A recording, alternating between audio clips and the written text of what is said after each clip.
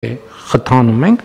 բայց հարգելի գործընկերներ, մենք խնդրեմ ունենք, ընդհանրապես մեքենաների թվի հետ կապված խնդրեմ ունենք։ Ես երեք անձամբ ականատես եղա, թե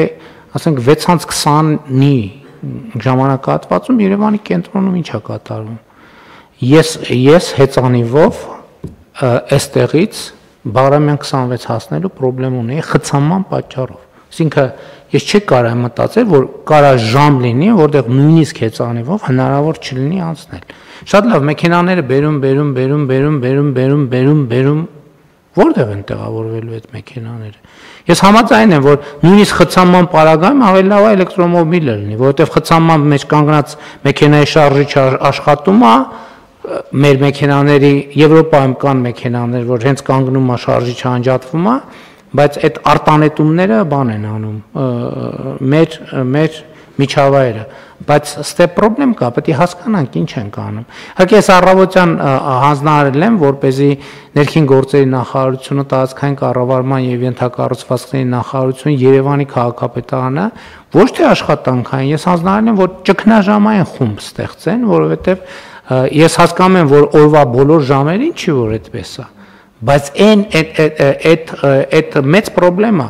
Երկրորդը մենք պետք է այլ ընտրանքային տրանսպորտներից, իհարկե հանրային տրանսպորտի զարգացման մասին խոսել ենք, կառավարությունն էլ մենք միջոցներ հատկացրեցինք նաև այդ նպատակադրումով, որպեսզի տրոլեյբուսներ ձեռք բերեն Երևանի քաղաքապետարանը, բայց մենք պետք է հասկանանք, որ սենց մենք սխալ տեղ ենք գնում, վստահաբար սխալ տեղ ենք գնում, որովհետև ինչի էլեկտրական հեծանիվների մասին բան արեցի, հարցրեցի, որովհետև շատ ասում են Երևանում հեծանիվով տեղաշարժվելը բարդ է եւ նախ ես ասեմ ինքս հատուկ այդ նկատառումով նաեւ որ այցա լինում, առիթա լինում, այդ քաղաքներում հեծանիվ եմ քշում, տենց քաղաք չկա, որտեղ 100%-ով հարթ է։ Շատ տեղերում կան բարձունքներ, վերելքներ, վայրեջքներ եւ այլ, հարցը դա չի։ Բայց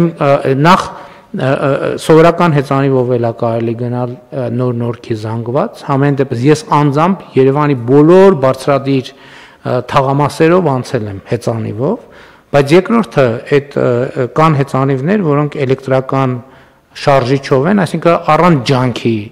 առանց մեծ ջանքի կարելի է բարձրանալ, բայց նույնիսկ եթե ջանքի մասին է, կներեք 1000 ավելի լավ է մի քիչ քրտնել, քան շատ ներվայնանալ, որովհետև այդ խցանումը արդեն բան է, այդ խցանումները արդեն մարդու բանի նյարդային վիճակի վրա ազդում են, հետո այդ մարդը մտնում է սոցիալական ցանցեր, չգիտեմ ինչ, գնում է տուն, հարևանի հետ եւ այլն, այդ բանը, այդ նեգատիվը որևէ ձևով պետքա պարփվի եւ վստահ չեմ, որ բոլորն են տենց բան ձևով հանդարտ ձևով պարփում։ Ես կառաջարկեմ, եթե հեծանիվները չկան, էլեկտրական հեծանիվը կա, որովհետև մեր ծրագիրն էլ չի աշխատում իմիջիայլոց, ոնց որ թե ուսանողների համար ընդունած ծրագիրը հեծանիվների, էլ չեմ ասում, որ չի երևում, որ ուսանողները սկսել են հեծանիվով գնալ դասի։ Ու սա խնդրեմ է, ես համոզված եմ դուք ինձնից շատ գիտեք խցանումների մասին, բայց այն որ ես երեք տեսա, դա սարսափելի է ուղղակի սարսափելի է։ Ու տենց մենք դա բառից բուն իմաստով ճգնաժամ չի կարելի տենց թույլ տալ, որ տենց իրավիճակը լինի, ընդհանրապես բոլոր երկրներում էլ լինում են խցանումներ, բայց խցանում էլ կա, դա խցանում չի, դա քաոս է։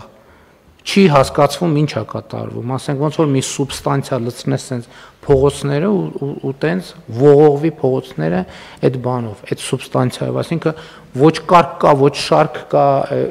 էդ էլ ուրիշ խնդիր է, որովհետև ուրիշ տեղերում նաև այդ խցանումները գոնե դասավորված են, իրանց արանքներով կարա մոտոցիկլը անցնի, մոպեդը անցնի, հեծանիվը անցնի, հնարավոր չի անցնել, ոչ մի բանով, նույնիսկ ոտով հնարավոր չի անցնել, որտեվ անդադ պետք է կամ այս մեքենային կպնես, կամ այն մեքենային կպնես, եւ սա շատ լուրջ խնդիր է։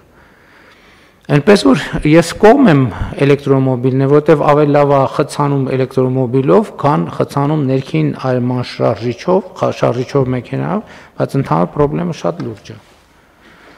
Համեցեք, պարոն Թորես։ Շնորհակալություն, պարոն վարչապետ, ես իհարկե հաստատեմ ձեր բոլոր ասածները, բայց կասեմ, որ լինում են օրեր, որ նույնիսկ ժամից կախված չեն խցանումները։ Առավոտից իրիկուն խցանում է ամբողջ քաղաքում։ Այսինքն միանշանակ այդ